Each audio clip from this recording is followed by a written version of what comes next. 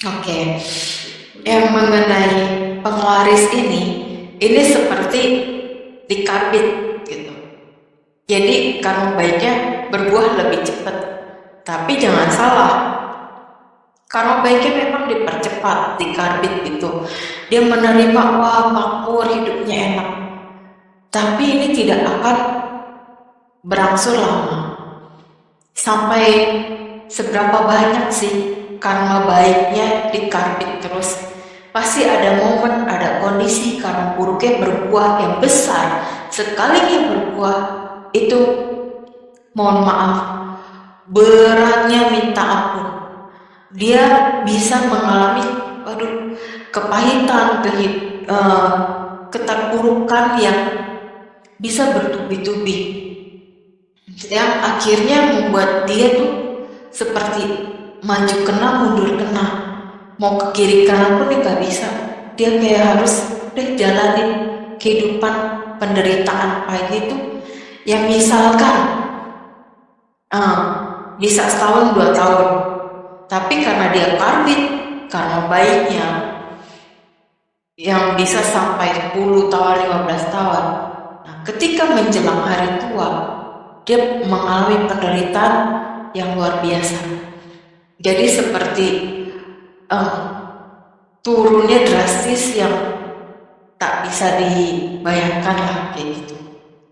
Tetap karma itu terus berjalan sampai dia, ya karma buruknya habis. Kalau memang ternyata keburu kematian yang merenggut dia, ya itu akan berlanjut sampai kehidupan berikutnya. Jadi jangan heran kalau ada orang yang merasa udah banyak sekali berbuat baik, tapi kehidupannya tidak membaik, malah terus terpuruk, bahkan tergulung dengan karma buruk. Ya, perlu disadari, jangan mengeluh. Kalau kita menyadari, oh ya udah, ini buah karma buruk saya nih, saya harus jalanin. Udah saya terima, saya jalani pelan-pelan. Semakin kita tidak bisa menerima keadaan itu, hal itu akan terus menggulung, terus semakin berjalan dan kita semakin berat. Jadi jangan pernah mengeluh. Setiap sudah melakukan perbuatan itu, udah lakukan. Ya udah, nggak usah ngeluh, jalanin, hadapin. Ketika karma baiknya belum berbuah, sadarin aja, oh karma buruknya saya masih berbuah nih, karma baik saya belum cukup untuk berbuah. Yaudah saya lakukan aja terus. Pasti ada momen dimana ada karma baik yang berbuah. Tapi kadang orang tuh ngeliat karma baiknya dulu nih, yang wah enak banget ya, dia usaha ini usaha itu lancar gitu. Ternyata misalkan, oh dia karena pakai penglaris, ya udah, dia dengar ada penglaris atau enggak, ya udah, kita nggak perlu iri dengan keberhasilan orang lain. Cukup sadari, ya udah, sekarang saya harus kebajikan. Mungkin dia punya kebajikan yang besar gitu. Yang penting kitanya sekarang yang perlu berpikir, ya udah, saya udah deh, dia pakai penglaris biarin, yang penting saya sekarang usahanya benar. Sekarang saya susah, saya berjuang dulu, tapi suatu hari pasti saya ada terima buah karma baiknya gitu. Jadi yang penting kitanya pikiran positif aja untuk diri kita ke depannya. Semangatin diri kita, yakinin diri kita, kita bisa jauh lebih baik. Ini ada dua hal ya. Yang pertama, untuk si korban, kita lah anggapannya kita yang diselingkuhi. Ini adalah buah karma buruknya kita. Kita menerima sakitnya, kita menerima terluka. Ya, ini adalah hasil dari kita mungkin dulu pernah seperti itu. Makanya ketemu sekarang pasangan, dia bisa melakukan perselingkuhan itu. Terus yang kedua, hal kedua, si pelaku yang melakukan selingkuh ini, kehidupannya berikutnya akan berat dulu. Dan akan sulit menemukan pasangan yang setia, pasangan yang sesuai dengan yang dia mau, itu sulit. Jadi di kehidupan sekarang mungkin dia bisa bersenang-senang. Nah, dibalik istrinya, di balik suaminya yang sakit diselingkuhi. Tapi itu tidak akan berakhir di situ aja. Suatu hari dia akan menerima buah akibatnya. Jadi untuk yang tersakiti atau dilukai, cukup sadari aja, oke, ini buah karmaku.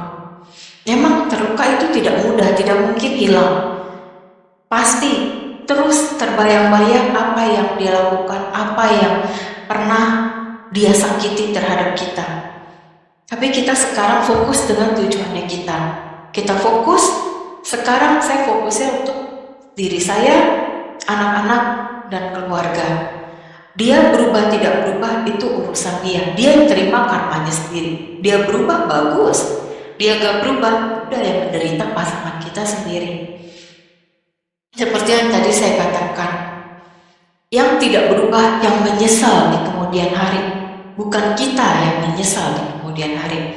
Jadi kita yang harus berubah, kita yang harus tunjukkan kita bisa lebih baik. Ada atau tanpa dia.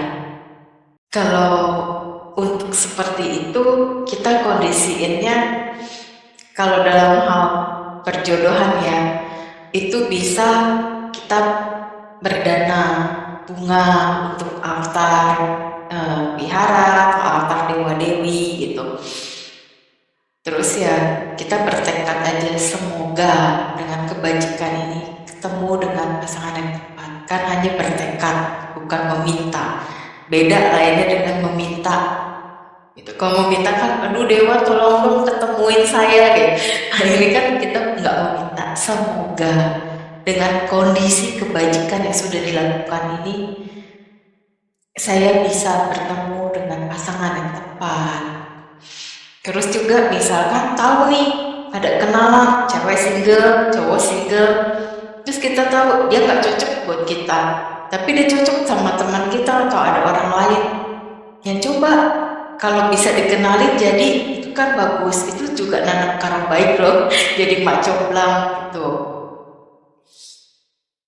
Jadi ya hal-hal yang untuk jodoh lebih urusannya ke pasangan gitu. Ya bantu ngenalin orang gitu. Itu untuk membuat lancar jodoh kita untuk kedepannya. Ya yang tadi ya itu bisa yang dana bunga, terus jadi mak comblang, terus juga bisa dari kitanya kalau kita ada mengalami kekecewaan dalam suatu hubungan.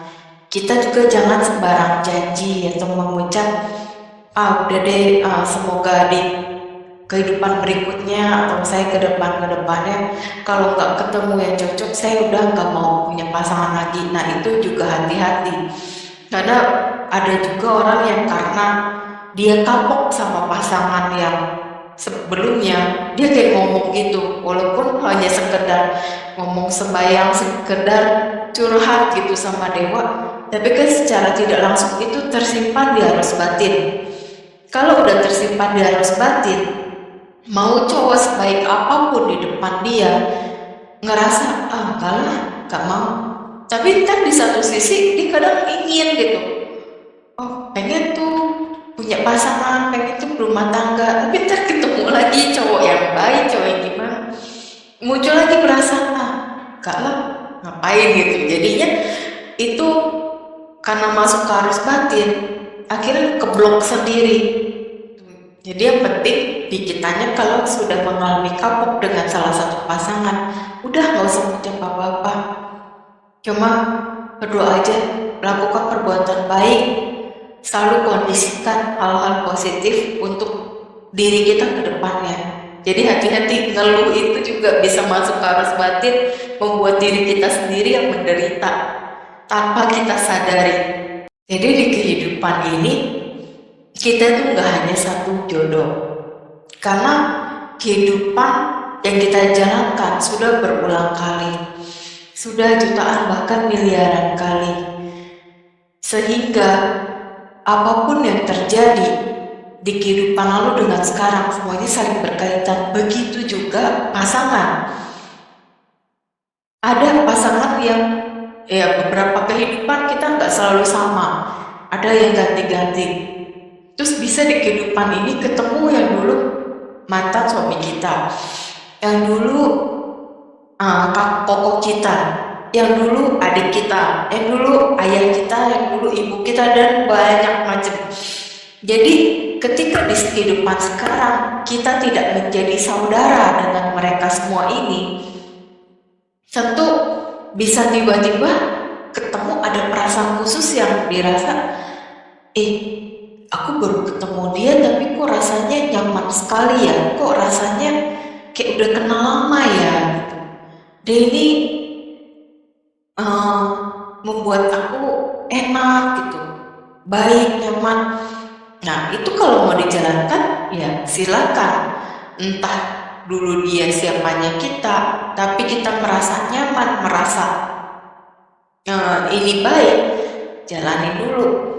Karena setelah itu kan karma berproses. Karma berproses, kita ngelihat baik buruknya si orang tersebut kita bisa terima gak gitu. Begitu juga kita, baik buruknya kita dia bisa terima gak. Ingat, masa pacaran, masa pengenalan karakter, bukan masa berpura-pura sebagai orang baik. Karena nanti kalau udah suami istri, kalau berpura-pura itu akan fatal akibatnya. Jadi lebih baik tunjukin dari masa pacaran, sifat baik buruknya saya seperti ini loh, saya padanya kayak gini gitu. Jadi bisa nerima atau tidak bisa nerima. Jadi putusnya di masa pacaran, tidak berlanjut ke pernikahan yang akhirnya jadi toksik ya. Jadi sebaiknya dari sekarang benar-benar pilih baik-baik yang bikin kita nyaman, kita cocok. Terus juga jangan memilih pasangan karena kepepet, karena didesak sama orang tua. Itu rumah tangganya belum tentu harmonis, belum tentu bagus. Karena pernikahannya karena buru-buru, karena ada paksaan. Jadi kalau merasa sudah cocok, sudah oke, jalanin lanjut pernikahan. Karena kan ini juga ada kaitan karmanya. Setelah menjalani hubungan ini, kalau ternyata hutang karmanya besar dan itu harus sampai ke pernikahan, ya udah jalanin. Tapi kita harus siap apapun yang terjadi, karena itu keputusannya kita. Kita ngerasa, wah nggak bisa deh nih masih pacaran. Terus kan di masa pacaran udah ketahuan ini hubungannya pertama tidak sehat. Terus kedua berarti hutang karmanya ini kalau masih bisa dihindari ya hindari. Kalau tidak bisa hindari, misalkan udah dikasarin sebagaimanapun, dia merasa tetap nggak deh, tetap aku mau nikah sama dia. Oke, tetap pernikahan itu berlanjut dan itu proses karma terus berjalan. Entah hubungannya akan semakin baik, semakin buruk, itu balik lagi ke kita sama pasangannya. Itu. Jadi yang pasti dalam kehidupan ini kita tidak hanya ada satu jodoh, tapi ada beberapa. Karena hidup adalah pilihan, jodoh pun adalah pilihan. Kita mau menikah atau tidak itu juga pilihan. Tetap saling mengenal. Kalau ikatan cintanya kuat ya, saling tarik menarik. Jangankan di kehidupan manusia, di alam surgawi, dalam dewa dewi pun mereka tetap bisa sebagai pasangan. Gitu. Tapi kalau hanya dia menjalani karmanya di manusia sebagai suami istri, tapi di alam surgawinya masing-masing, ya udah di sana ya tetap kenal tapi sebagai teman. Enggak, karena ya itu balik lagi ya, hidup adalah pilihan. Pernikahan juga pilihan, perceraian itu pilihan. Gitu. Untuk apa? Kalau memang sudah sama-sama dua-duanya nih, sudah sepakat, udah deh kita bisa aja, kita jadi teman aja. Kalau dua-duanya sudah sepakat mau seperti itu, silakan. Kalau masalah omongan orang, aduh nanti diomongin teman-teman mama papa gimana nih nanti, aduh lingkungan gimana, gak usah pusingin. Orang lain mah selalu membicarakan keburukan kita, nggak pernah ada yang bagus di mata orang lain. Jadi yang penting pikirkan kita antara suami istri dan anak-anak. Kalau anak-anak gimana? Gitu. Nanti anak-anak kurang kasih sayang sama orang tuanya. Itu lain cerita lagi. Untuk anak-anak, semasi orang tuanya bisa berteman dengan baik, dia tetap bisa mendapatkan kasih sayang dari kedua orang tuanya. Selama anak ini dikasih tahu hal-hal yang baik, hal-hal yang positif. Perpisahan ini bukan karena permusuhan. Perpisahan ini bukan karena saling menyakiti. Tapi kita tetap keluarga, kita tetap family. Hanya bedanya mami sama papi udah tidak tinggal bareng. Kamu mau main sama papi silahkan, kamu mau main sama mami papi pun nggak apa-apa. Kita bisa tetap sebagai teman kan, sebagai suami istri ini yang sudah jadi mantan tetap jadi teman, bisa pergi sama anak-anak gitu. Jadi balik lagi kesepakatan dari si suami istri ini gitu. Jadi bukan karma buruk. Ramalan itu semua bisa berubah. Tidak ada yang pasti dalam hidup ini, termasuk ramalan gitu. Jadi sekalipun ada ramal, wah bisa cerai nih, atau wah bisa nikah lagi nih, atau punya istri berapa gitu. Kalau kitanya nggak mau dan kitanya juga merasa hubungan kita masih bisa diperbaiki, sama-sama mau memperbaiki, ya nggak ada apa-apa sih, semuanya bisa tetap langgeng, tetap baik-baik aja gitu. Karena balik lagi kita ke diri kita ya, sama pasangan kita, bagaimana komunikasinya. Kalau komunikasinya udah kurang bagus, terus sama-sama udah sepakat mau berubah, yaudah berjuang berdua berubah, saling menyemangati, saling mensupport. Jadi hubungannya akan baik-baik aja ke depannya.